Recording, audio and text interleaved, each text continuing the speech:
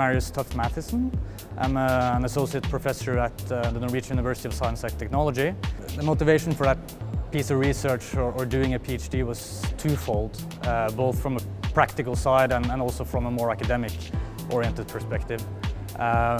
So when I graduated college for the first time 12 years ago, I was part of an entrepreneurial team that established a company to commercialize an invention based or developed by two of our professors.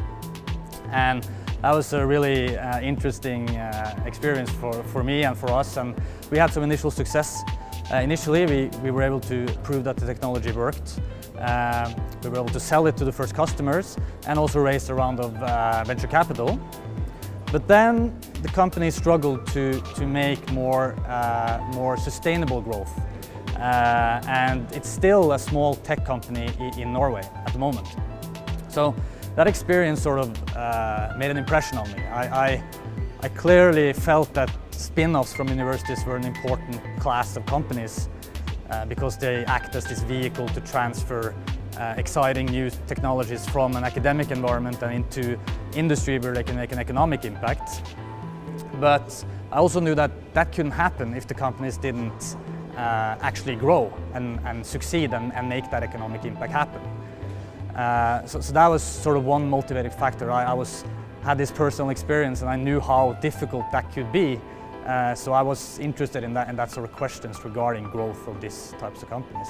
And my objective was to sort of get an increased understanding of the growth of university spin-offs from a population perspective and then from a firm perspective.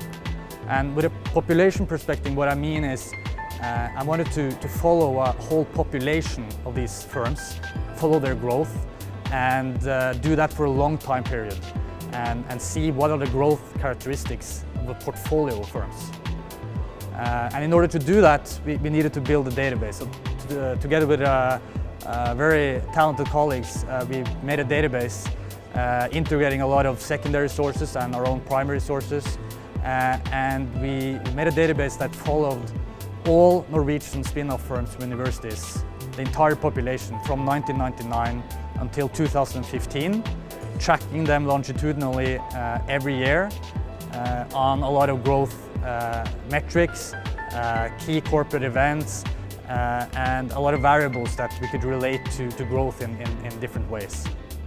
So that was sort of the empirical basis that I started with. And it took a lot of time to build that basis, of course, but with that basis I wanted to explore the dynamics of growth from a trajectory point of view, from a process point of view, and sort of get into the details how this actually worked. So I think my research has a lot of implications for entrepreneurs who are building spin-offs. But I think that the major and perhaps the most important implications are for practitioners in the technology transfer discipline. So people working with developing these firms from a tech transfer point of view, or policymakers on national or university level. So one of the studies we did was we looked at how changes in the national legislation and university policy initiatives affected this firm quantity at a university versus firm quality. And we did this as a cross-country study between Norway, the UK and Italy.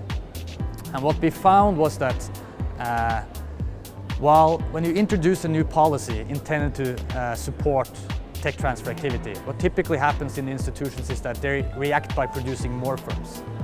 But these firms' ability to raise venture capital is reduced because the quality of the research, the quality of the entrepreneurs, the quality of the university doesn't change overnight. So I think that an implication, an important one for policy here is that if you want to ensure that your spin-off activity not only leads to higher number of firms being established, but actually leads to economic impact, you also need to have local programs in place that assist specifically on development and growth of the firm.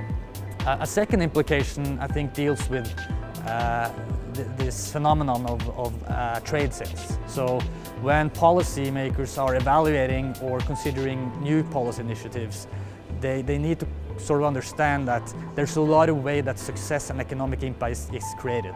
So it can happen through many forms, and it also happens through a very skewed distribution, as I mentioned earlier. So when they're measuring this effect, they should not just take a portfolio and look at their financials. They need to go into the details and see, okay, what's happening with those acquisitions. And this fear of companies being sold out of the country seem overrated, at least from my perspective in my research. And they should rather instead make universities have more network and more interactions with industry, both domestically but also internationally, because those provide critical resources, complementary resources to funding, to market channels and to technology and production that these firms will have a lot of challenges to produce on their own. And perhaps the third key implication is this issue with industry partnership. But across several of my studies, I find that the firms that actively engage with industry have a greater probability of achieving growth in its various forms.